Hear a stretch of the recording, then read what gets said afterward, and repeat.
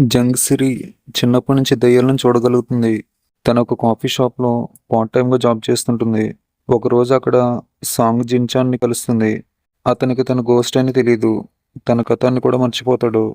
సిరి మాత్రమే తనని చూడగలుగుతుంది కనుక తనకి సాయం చేస్తుందని తన ఇంటికి వెళ్లి తనతోనే ఉంటాడు. అసలు తను ఎందుకు గోస్ట్ అయ్యాడు?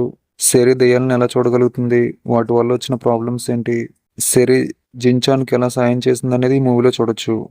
మూవీలో జిన్‌చాన్ కాకుండా ఇంకా 3 మంచి గోస్ట్‌లు, కేఎస్ గ్రూప్ ఆఫ్ కంపెనీ, ఒక బ్యాడ్ గోస్ట్, జిన్‌చాన్ గతం గురించి సెర్చింగ్ వీటి చుట్టూనే తిరుగుతుంది.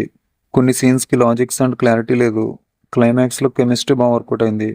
Movie run time 1 hour 52 minutes ఉంది. హర్రర్ కూడా పెద్ద ఏమీ లేదు. సౌండ్ ఎఫెక్ట్స్‌తో భయపెట్టే సీన్స్ ఒక్కటి కూడా లేవు. బీజీఎం కూడా చాలా లో పిచ్‌లో ఉంటుంది. మూవీ ఎక్కడ ఎంగేజ్ చేయదు. చాలా డ్రాగ్ చేస్తారు. దానివల్ల స్లీప్ మోడ్‌లోకి వెళ్ళిపోతాం. ఫ్యామిలీతో చూడొచ్చు. ఎటువంటి అడల్ట్ కంటెంట్ లేదు.